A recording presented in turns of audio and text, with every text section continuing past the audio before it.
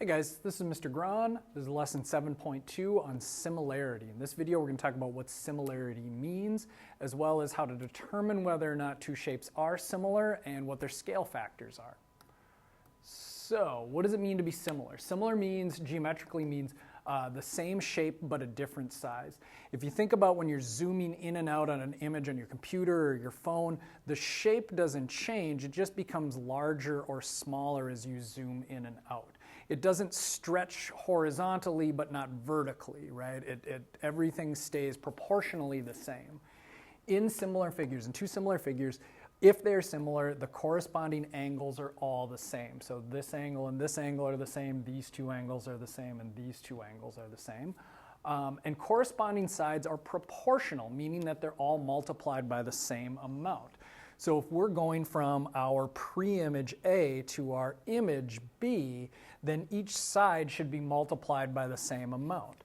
Well, if we look at the long side, 5, well, 5 times 2 is 10. That's its corresponding side from 5 to 10.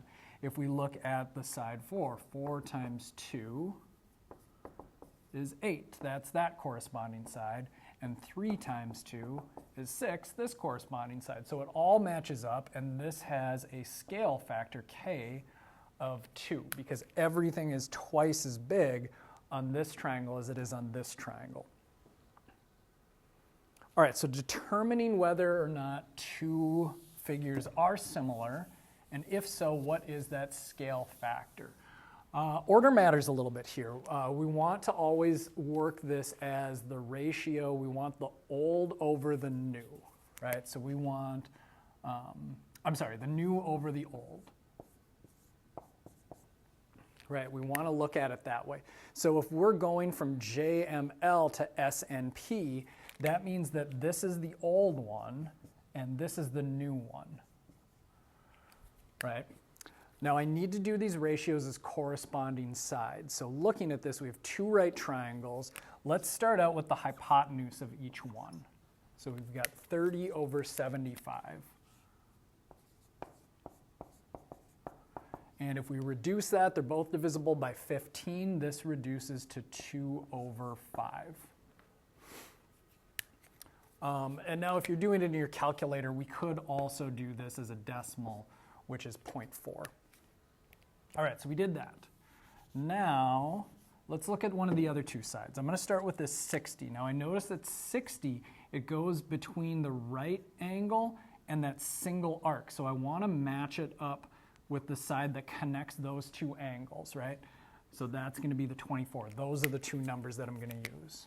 So 24 divided by 60. Those are both divisible by 12, and that reduces again to 2/5, which is 0.4.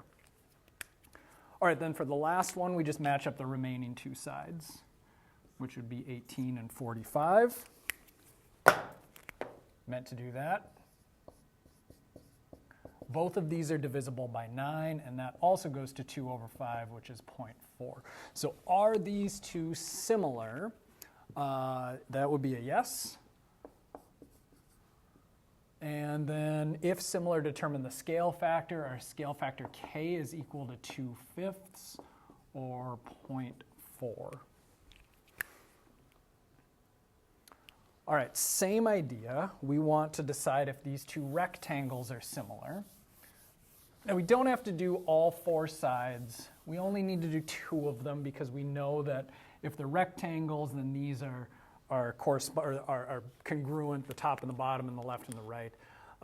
Again, this is going to be we're going from PQRS, so this is our old, to TUVW, so this is our new. And again, we want to put the new over the old.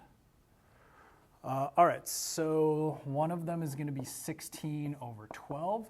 These are both divisible by 4, and that makes this a ratio of 4/3, or 1.3 repeating. And then with our other one, it's going to be 6 over 4, and that is a ratio, they're both divisible by 2, of 3 over 2, or 1.5 as a decimal. So these ones, because these two numbers don't match, this is not similar, right? This one the top is being multiplied by 1.3, the sides are being multiplied by 1.5. So it's actually stretching more this way than it is this way, which makes it proportionally not similar.